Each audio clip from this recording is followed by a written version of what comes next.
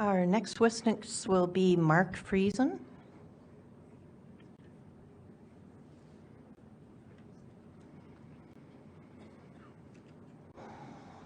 Good afternoon, Mark. Good afternoon. Can I get you to state your name and spell your first and last name for the record? Mark Friesen, M-A-R-K-F-R-I-E-S-E-N. Thank you. Mark Friesen, in your testimony here today, do you swear to tell the truth, the whole truth, and nothing but the truth, so help you God? I do. Thank you. Now, Mark, from the start of the pandemic, you were active in protesting government mask and vaccine mandates and restrictions, and as a result of that, you received several fines. You later contracted COVID and were hospitalized in Saskatchewan and eventually transferred out of province to a hospital in Ontario. You have serious concerns over the medical treatment you received in Saskatchewan and the reason behind your transfer out of province. Can you tell us about your experiences with that hospitalization? Yeah, so my story really starts in June of 2020 is when we first started protesting what we knew was coming, and that was mandates and restrictions and limitations on our charter rights and freedoms. And so we initiated protests well in advance of Saskatchewan implementing those mandates and restrictions in June of 2020. And because we knew that they were coming, there was indications from other parts of the world that showed that,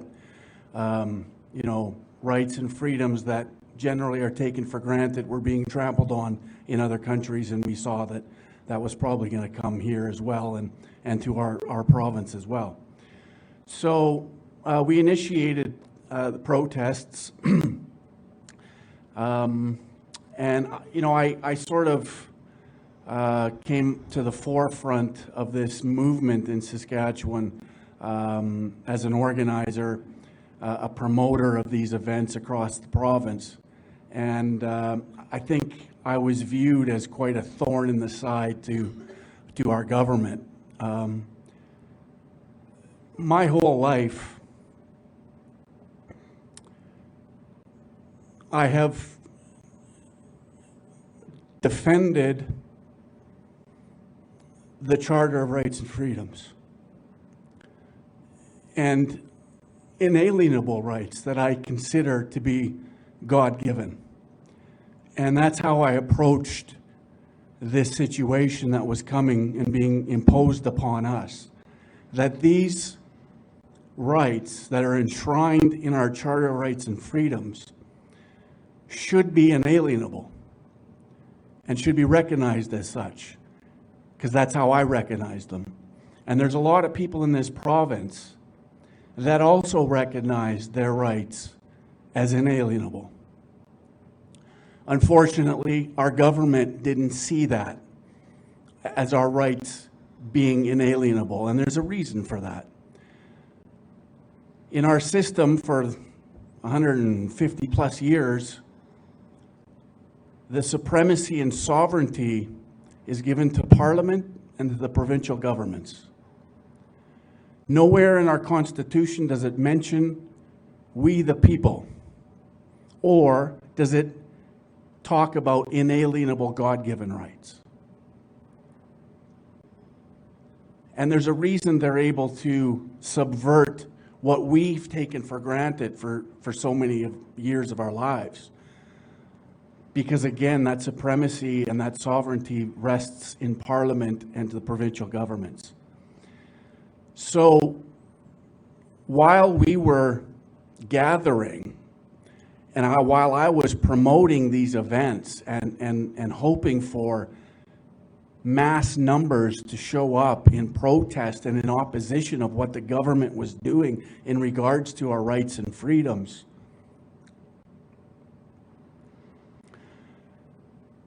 it was important for us to exercise those rights and those freedoms, like gathering, for example. There was a mandate and a restriction put forward and a limitation to our charter right to gather there was a limitation put on that in Saskatchewan where we couldn't gather with more than 30 people. It was later reduced that we couldn't gather with more than 10 people outside.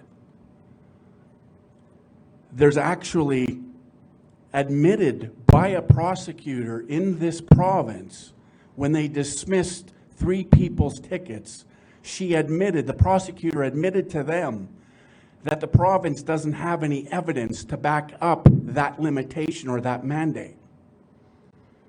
Now, very clearly written in Section 1 of the Charter of Rights and Freedoms, it states very clearly that any government that wishes to limit our rights and freedoms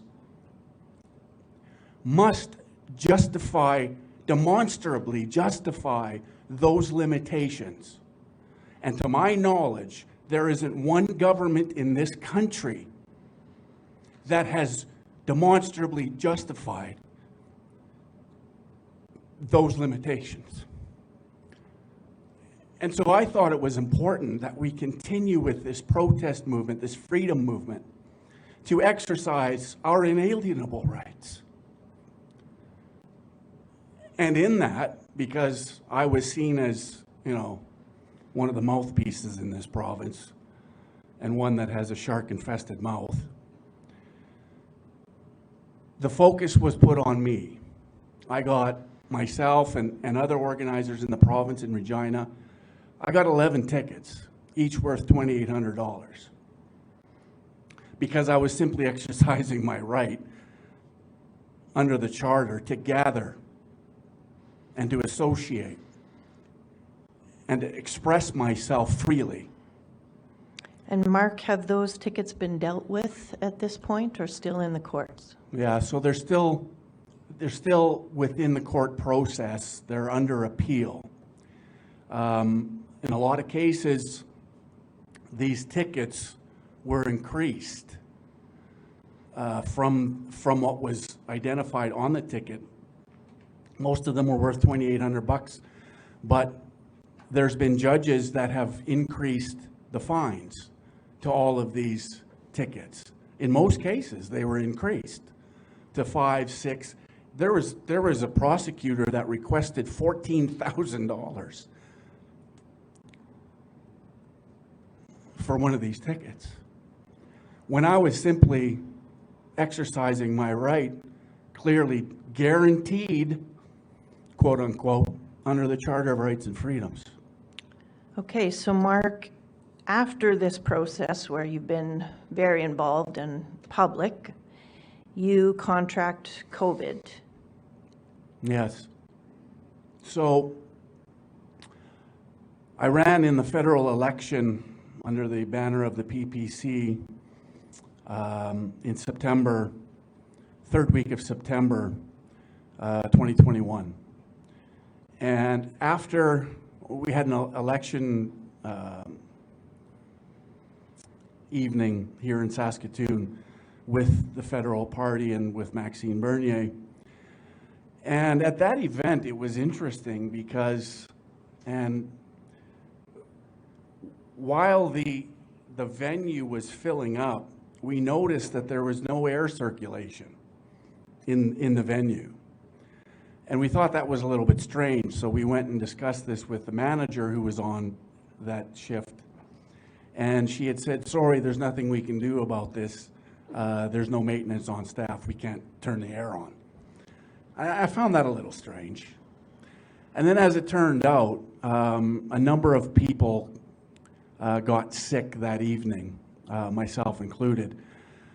So my story is a little interesting because after that evening, I did feel a little punky, but I really didn't have any symptoms. So I sort of dismissed a lot of what I was going through. I just chalked it up as, I just got off a campaign.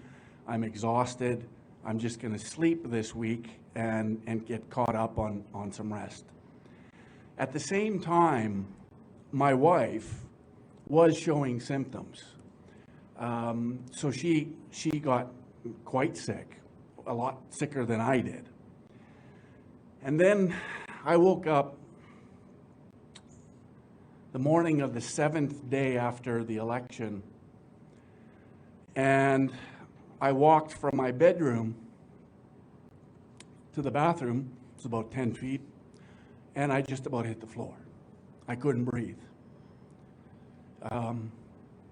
So,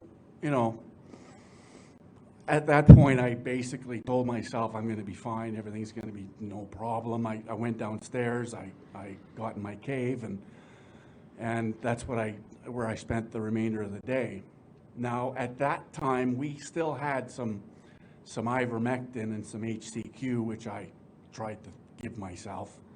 Obviously, too late.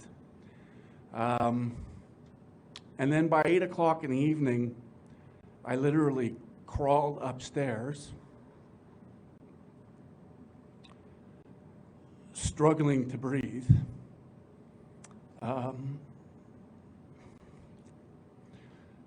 Informed my wife that I can't breathe. I got to call an ambulance. So that's what I did. The ambulance showed up, took my oxygen. It was at 70, which is quite low. And off to the hospital I went. When I got to the hospital, I don't remember too much of the first 3 days I was there. I was doing a lot of sleeping, but I was really struggling to breathe. And I remember the doctor coming in every day and asking me when I would give them permission to put me on a ventilator. And I kept telling him to get stuffed. I'm not going on your ventilator, because that seems to me to be a death sentence. So I refused that for the first 3 days. Then I woke up on the 4th day. I had 2 prongs in my nose.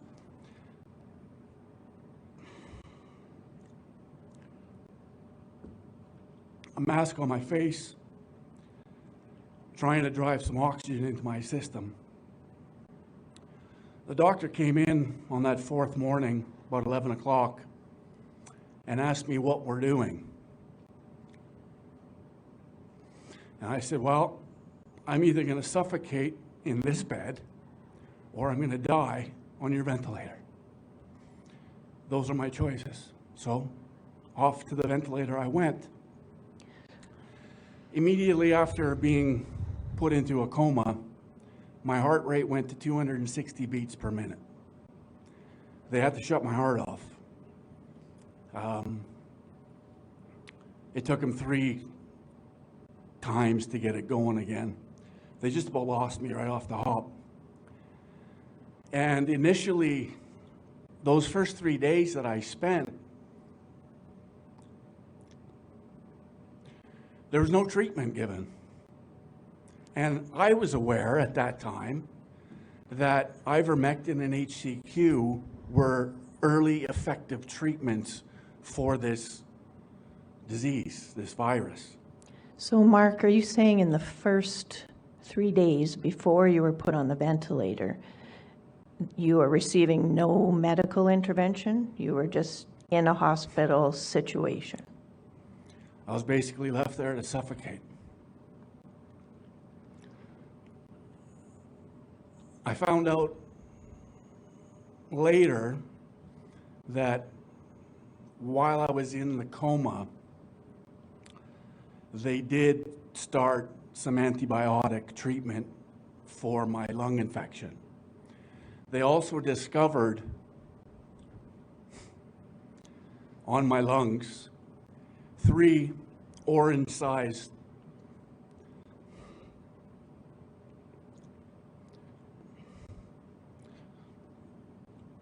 blood clots. And the evidence behind what the world has gone through seems to suggest that this virus was manufactured and released on the masses.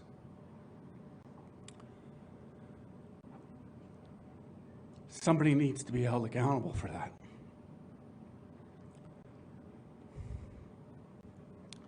As I went through this first 7 or 8 days of being in a coma and just about dying, and discovering these blood clots. It was around the 8th day. My wife would get notified by healthcare staff as to my condition, regular sort of daily updates.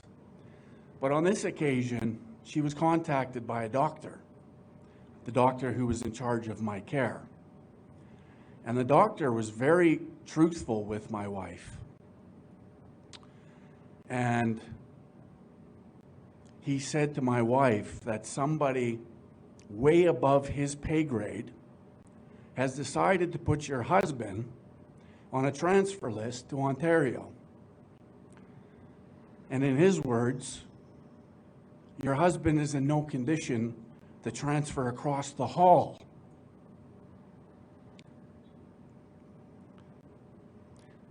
Never mind in a plane at 30,000 feet.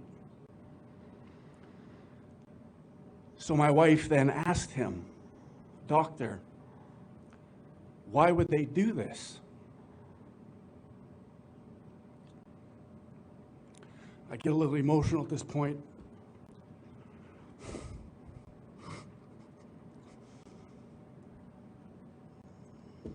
Trying to understand what my wife is going through at that moment. Because she's also very sick and wondering if this is the treatment she's going to receive. And were they asking for her consent to this transfer? No.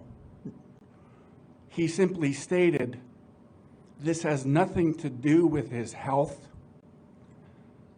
and in his opinion, everything to do with his politics.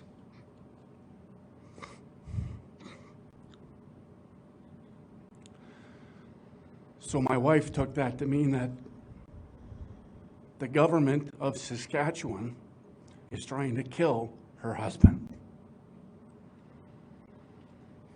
How else is she supposed to take that? When the doctor says this has nothing to do with his health, transferring him is the last thing they should be doing. So despite all of that, your transfer goes ahead. Yeah, my transfer does go ahead. And I survived the flight, obviously, through the grace of God. Got to Mount Sinai Hospital. I was put under the care of a world-renowned lung doctor who immediately put me on the strongest antibiotic they have. It's called meropenem. And I had my advocate with me, a gentleman by the name of Sean Taylor, who was an emerge nurse in the BC healthcare system, who was fired because he was telling too much truth through his political campaign. So they fired him. So he had some time on his hands. And luckily for me, he was in my corner. And his mouth is just as shark infested as mine. I had the right guy with me. And he ensured that all the care that I should have been receiving was happening. And it was. And I have to hand it to the doctors and the healthcare staff at Mount Sinai Hospital in Toronto. As Sean puts it, the attitude was 180 degrees different than it was in Saskatoon.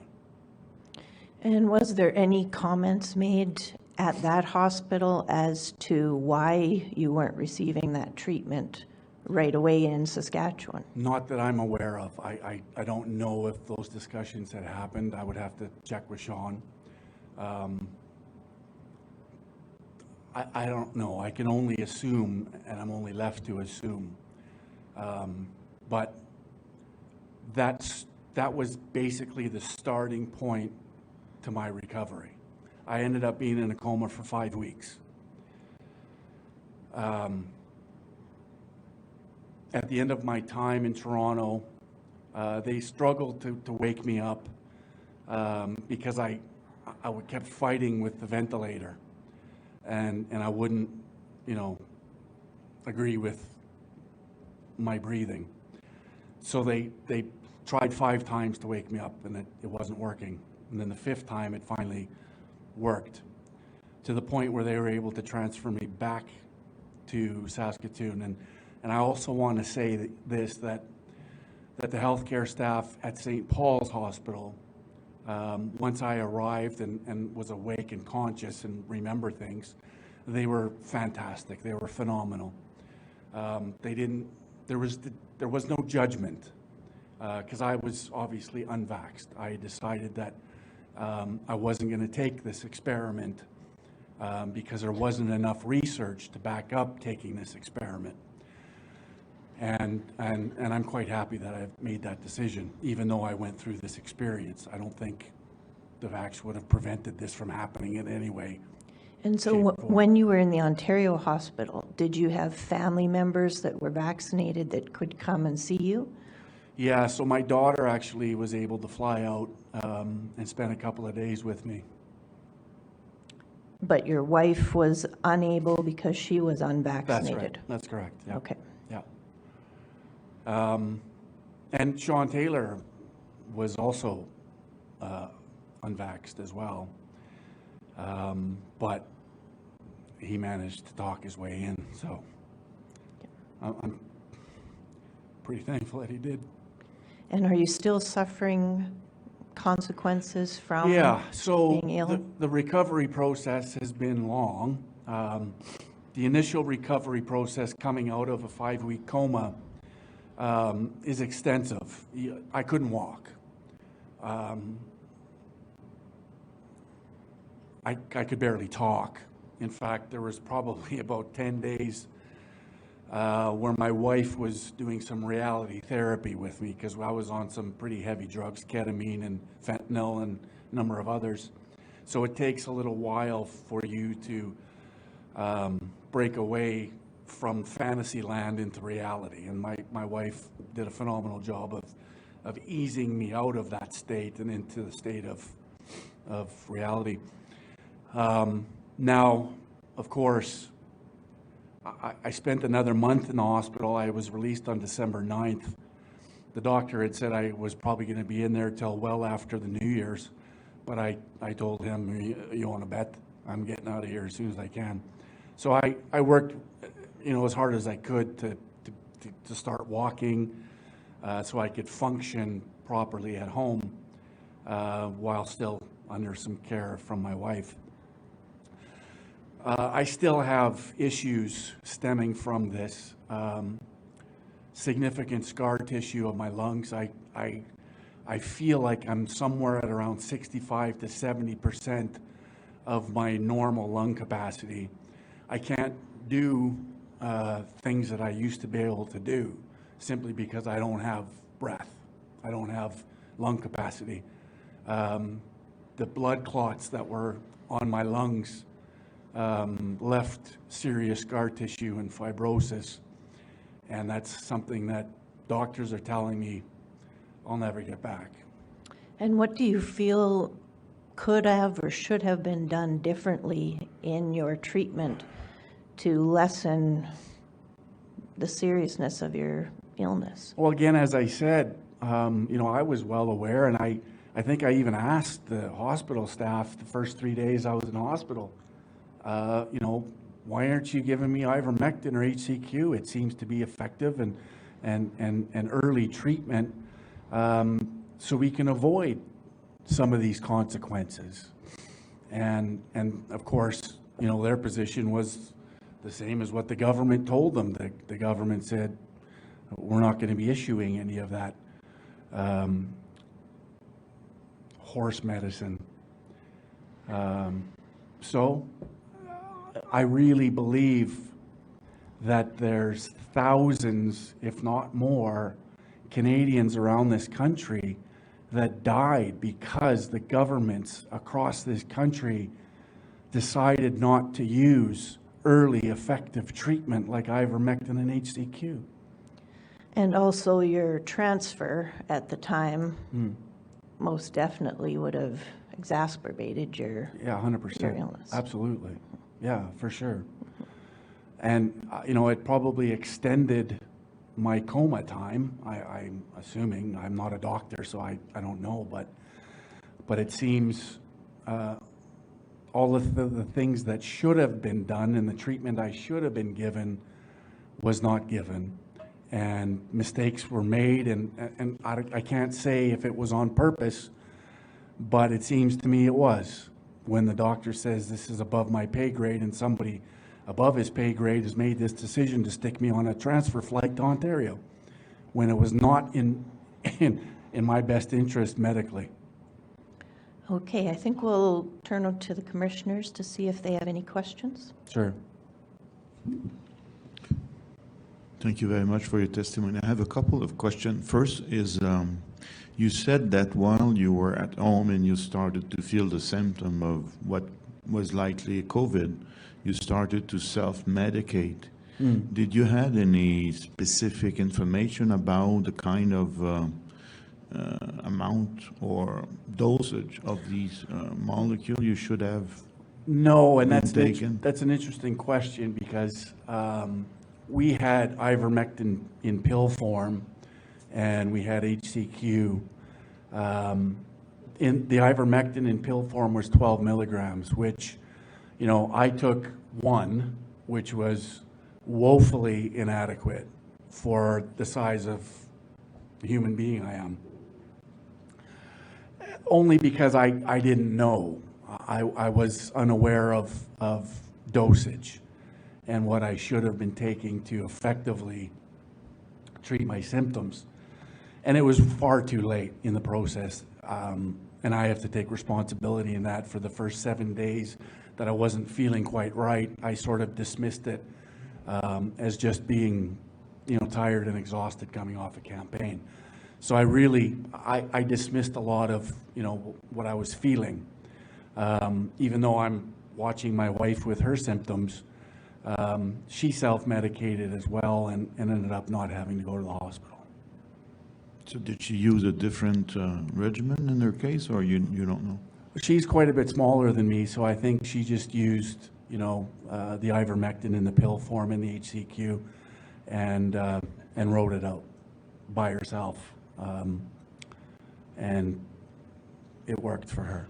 So from what you understood from the conversation, I know that some of it was probably after the fact or Yes. with your wife.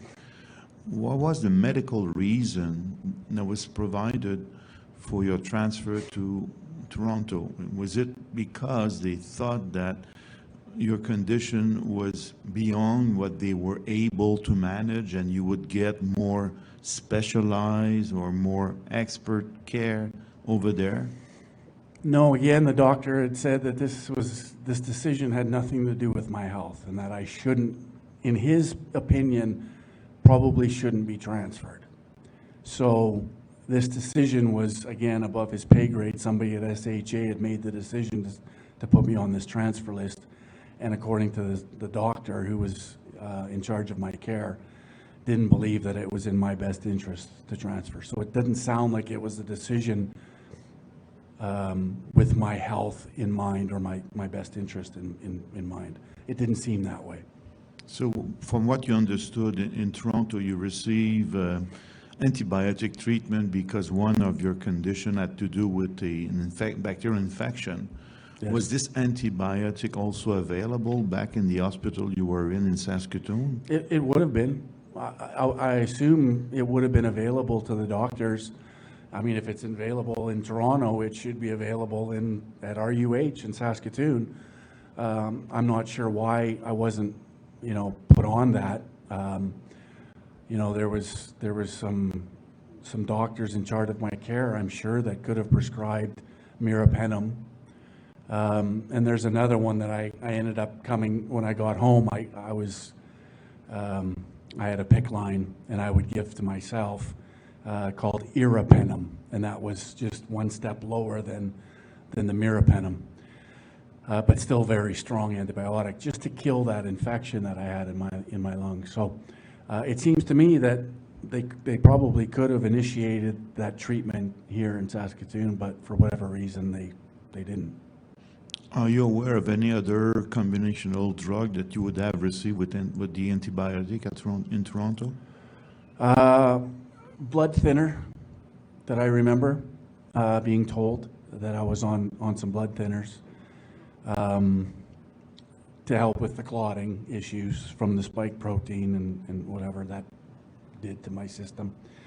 Other than that, I can't recall any other medications that I was on. There probably are some, but I don't recall what they are. And was the blood thinner medication provided also back in Saskatoon before you moved to Toronto, or is it only in Toronto that they started the blood thinner? I don't know. I don't know the answer to that. I would have to look at my medical records to see if they did initiate blood clot medicine. I'm not sure. You also mentioned, if I'm coming back before you cut COVID, that you think it happened during this meeting inside where there was a lot of people and the ventilation was not properly functioning. Are you aware of the number of other people that would have got the infection in addition to yourself and your wife, or was it just a few people, just only you? Yeah, from what I understand, there was at least upwards of 20 people that had gotten sick from that evening. And again, I think we can attribute that to the lack of air circulation in that environment. It definitely was not an environment conducive to healthy existence. And again, I'm not sure why they didn't have air circulation on. It's very curious. Thank you. Yeah.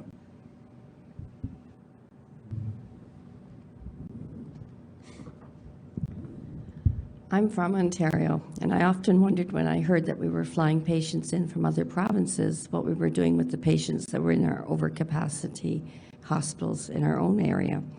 But I'd like to take you back to the Charter for a minute, the Charter of Rights. In the preamble of the Charter, we know that we're under the supremacy of God in this country and the rule of law.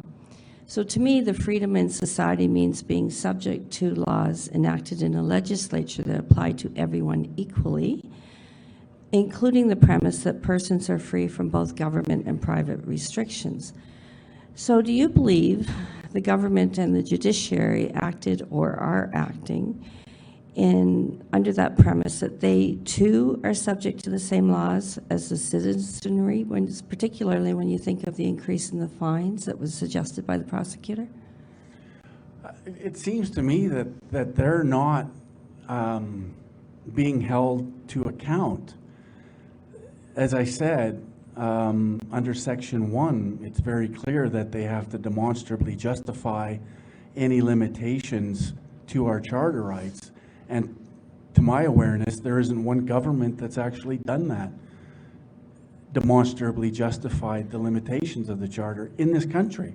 I've yet to hear of any government that's provided evidence that backs up what they did to us in limiting these charter rights. And so, I mean, it's gotten so bad, even in Saskatchewan, the Court of King's Bench made a ruling because it was an emergency that they don't have to live up to demonstrably justifying these limitations. So it just seems to me, and it sort of proves to me that the supremacy and sovereignty lie within Parliament and the provincial governments. It's just, what is our charter for if it doesn't represent these rights that I consider to be inalienable? So in terms of our democracy, do you think we're moving towards an oligarchy where we're ruled by the few when you Yes. think of how you just explained sovereignty and supremacy? Yeah, this leads us into authoritarianism, totalitarianism, where the government reigns supreme. Again, nowhere in our Constitution, nowhere in our Charter does it refer to that act being derived by the will of the people. Nowhere in it does it represent the people. It only refers to the Parliament and to the provincial governments. that they have the supremacy and the sovereignty to limit our inalienable rights and rights that I consider to be God-given inalienable rights. Nowhere in our charter, nowhere in our Constitution does it recognize the will of the people. And so this is why they're able to do what they're doing. And so we need to have, I think this pushes us in the direction of fundamental change in this country, and recognize that it seems to me our charter rights and freedoms aren't worth the paper they're written on. I'm going to read something that's a little bit long, so I'm going to try to make it brief. George Bernard Shaw, in his 1905 play, Major Barbara, made a statement, and he was referring to the intellectual oligarchy that acts against the common people. And one of the lines in that play is, I now want to give the common man weapons against the intellectual man. I want to aim them against the lawyer, the doctor, the priest, the literary man, the professor, the artist, and the politicians, who once an authority is the most dangerous, disastrous, and tyrannical of all fools, rascals, and impostors. So when we think of this statement through the lens of the last 3 years and what you have had to deal with, do you believe the interests of the common people were protected, or that the populace had the tools to legitimately present a dissenting voice and maybe the freedom as well? No.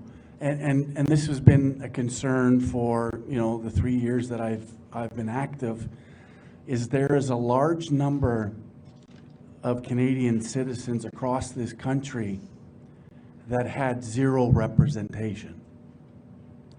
They had nobody in provincial parliaments, in the federal or legislatures, in the federal parliament, representing us, representing our freedoms. We are a very large segment of the population that has gone unrepresented because there was never an entity elected in this country, provincially or federally, that stood for the people. Not one. And that's an incredibly sad state of affairs when you have a very large segment of our population that has no representation. There's something wrong, I think. When all of these people, and the convoy showed how many people there are that felt this way, and what the convoy represented, that if they're not represented, then we have to represent ourselves. And we're going to gather, and we're going to express our opposition to their decisions peacefully, publicly, and that is our right. But as we saw with the convoy, apparently it's not our right. Apparently a peaceful protest can be bludgeoned with horses and soldiers and beatings.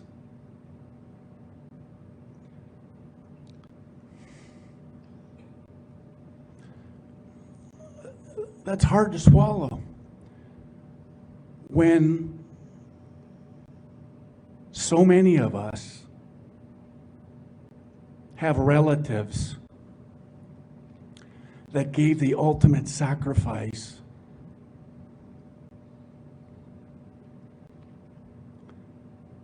for our freedoms, and to have them trampled like they have been over the last 3 years is disgusting.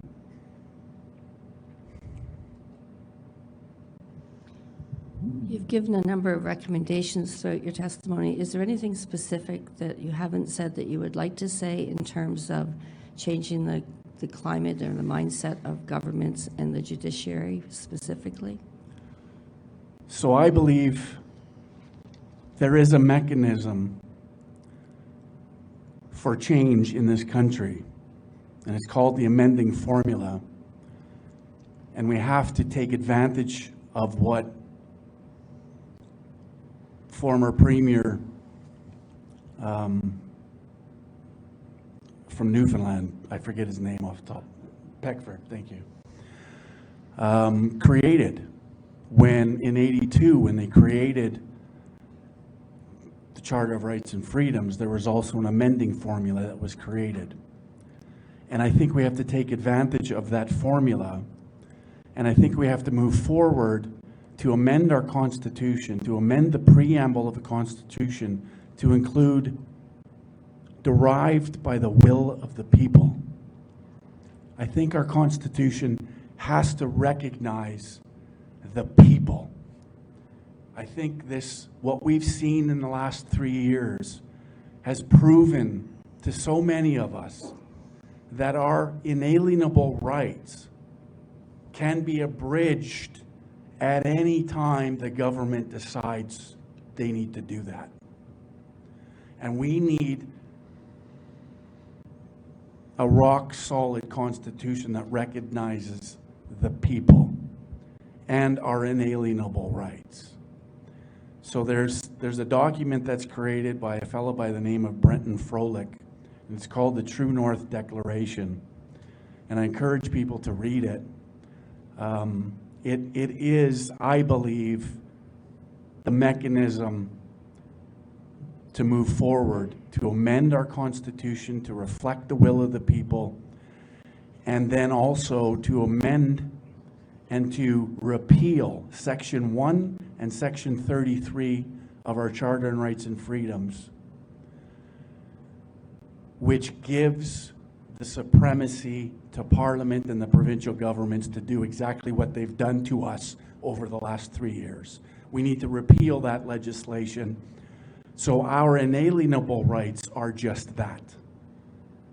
So we never have to go through this again. Thank you very much. You're welcome. On behalf of the National Citizens Inquiry, I'd like to thank you very much for your testimony here today, Mark. My pleasure.